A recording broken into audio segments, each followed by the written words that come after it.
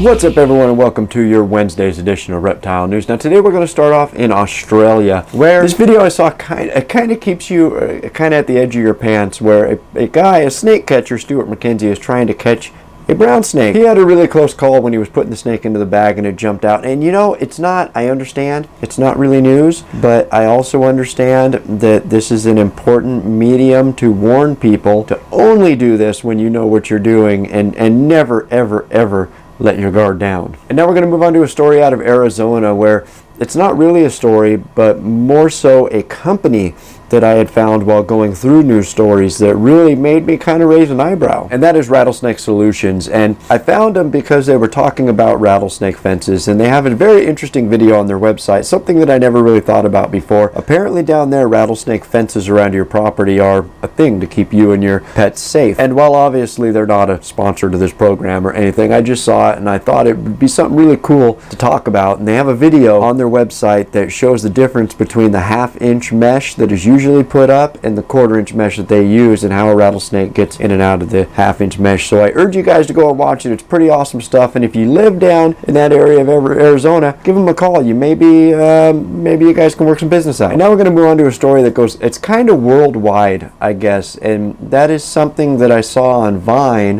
where now I think she took it a little bit too far, but what she's getting at is this post is getting at, I guess, about people that post pictures and videos of their snakes eating, and how everybody knows that they eat live food, and why do you have to post pictures and videos of it for attention? Now, I'm really on the fence about this particular topic. I've been somewhat outspoken about it in the past, but here's my particular view on it. More often than not, it's probably unnecessary to post these pictures because the general public just doesn't understand, like this person here. And she goes on to say that maybe someday you'll be eaten alive and it'll be posted for other people's entertainment. And I think that's a little bit too far. Now, people like me and you watching this, most of you, we like snakes. We like watching them eat. There's some, I don't know if I call it like a morbid curiosity or something like that, but it's just kind of cool. You know, I mean, I get it. But then posting it on the internet for everybody to see in the general public, I kind of agree that a lot of times that's probably crossing the line, and a lot of times that puts a bad taste in people's mouths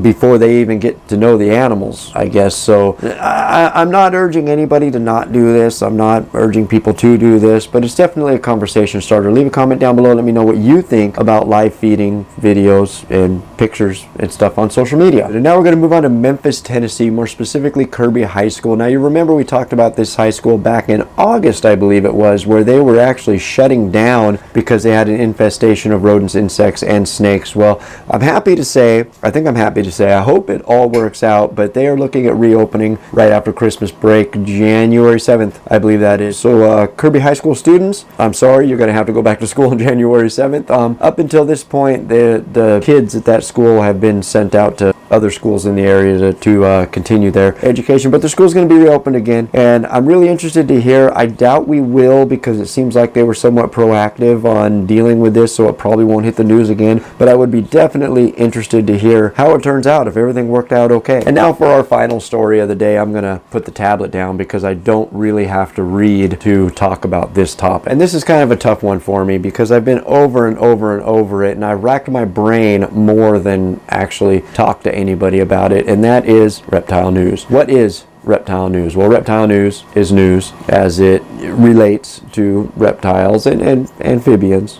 of course, from around the world. It's topics of interest to people. It's current events. It's it's a million things just all kind of mixed into one. My point is nowadays our news is no good. I mean, if you see, and I urge everybody to just go do a Google search for news for reptiles, or better yet, even snakes, and you're going to find a couple of things. First of all, you're going to find a bunch of bad stories as they relate to snakes. They're going to talk about snakes attacking people. They're going to talk about invasive species. They're going to talk about all kinds of stories that are bad about snakes. Another thing you're going to find are stories where somebody in the community did something stupid and got the attention of law enforcement or the news and made the news for doing something stupid. Either way, we look bad, our pets look bad, the animals we love look bad. The only really good thing that you're going to find in the news nowadays is something that's been copy and pasted for years, something that somebody did a bunch of work to put together years ago, and it's just been copy and pasted, copy and pasted, copy and pasted. There's nothing new. Now, I've asked and I've tried, so I can't even tell you how many times in the past for good news. Let's make our own news. Let's start talking about good things. I've tried to pump up some people in the hobby that are doing good things. I've asked for people to send me news stories of people that are doing good things or good news, because I want to portray a more positive light on these animals as well as on our hobby on this show. And I haven't been very successful in that yet. Hopefully things